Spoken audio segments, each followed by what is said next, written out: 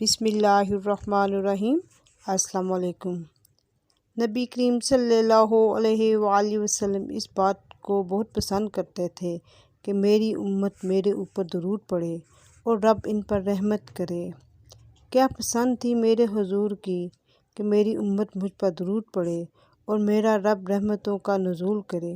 روایت میں ہے کہ جو ایک مرتبہ درود پڑھتا ہے اللہ اس پر 10 رحمتیں نازل کرتا ہے۔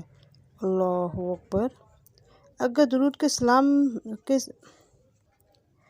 درود کے ساتھ سلام بھی ہو تو کیا بات ہے۔ مجھے ایک شعر اتنا اچھا لگتا ہے، کسی نے کیا خوب کہا ہے کہ درود پڑھنے سے ثواب ملتا ہے، سلام پڑھنے سے جواب ملتا ہے۔